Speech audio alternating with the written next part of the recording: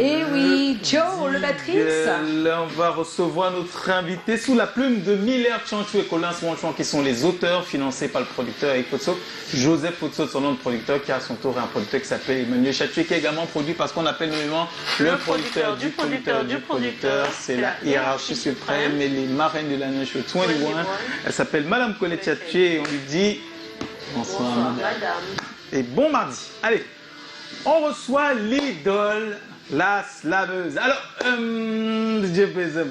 mais le plus difficile quand je lis les textes de Miller, c'est toujours le démarrage. Je trouve que c'est nul ce qu'il fait comme démarrage. Colin devrait corriger ça.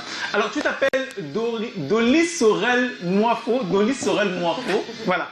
Tu as 26 ans et tu es titulaire d'un Master 2 en sciences économiques, option ingénierie économique et financière. Si entre-temps, tu avais fait un doctorat en professorat. Alors, si Pani et Joyce Callaghan te connaissent bien, c'est surtout pour tes talents de cordon bleu puisque tu fais magnifiquement les crêpes. Mais si le public te connaît, c'est parce que tu es belle, tu es avenante, tu es envoûtante, tu es certainement l'une des plus populaires slameuses au Cameroun. Ah oui, on se souvient très bien que tu as participé en 2009 à la compétition très populaire Challenge Vacances. Là, tu es dans la catégorie karaoké, ça ne te convient pas. Tu t'arrêtes en demi-finale et quand tu trouves ta voix dans le slam, l'année suivante, en 2010, tu remportes triomphe. Alors, personne ne sait exactement où est-ce que dans ton histoire on devrait situer le début de ton amour pour le slam. Certains parlent de tes gazouilles quand tu étais nourrisson, d'autres parlent de ton premier récital quand tu étais enfant à l'école primaire. Certains disent que c'est la première fois que tu recevais tes lettres d'amour alors que tu étais adolescent. Bon, plus sérieusement dans l'histoire, on parle de deux choses. D'abord, ton journal intime, tu racontais tes journées avec des mots soigneusement sélectionnés, mais surtout l'œuvre Balafon de Angèle Belvin, et tu en dis justement que c'est une œuvre magnifique dans laquelle on représente avec des mots incroyables même les choses les plus simples. Et c'est là que ça commence et ça débute.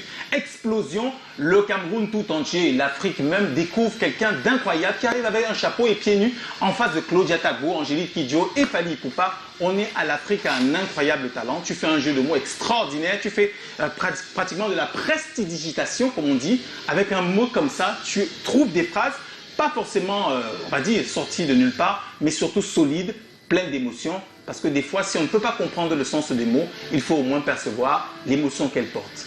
À ce niveau, tu es quand même à l'Afrique à un incroyable talent, mais ceux qui connaissent bien les scènes au Cameroun t'ont déjà vu. On t'a déjà vu au Ressort Jeune Talent du Centre culturel Francis Bébé. On t'a vu au Spoken Word Projet du Goethe Institute. On t'a vu au Poetry Africa Festival. Là, on est à Durban, en Afrique du Sud. On t'a aussi vu en Angola lorsque tu représentais le pays à la rencontre africaine pour le Spoken Word Project.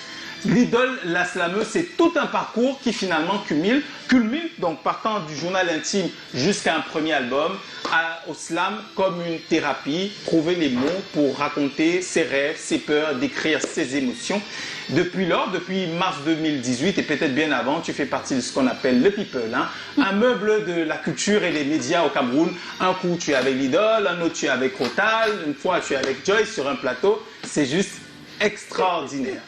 C'est un plaisir de te recevoir. Bienvenue, l'idole. Oui, l'idole est notre invité ce soir. Merci, l'idole, d'être là. Merci beaucoup, Joyce.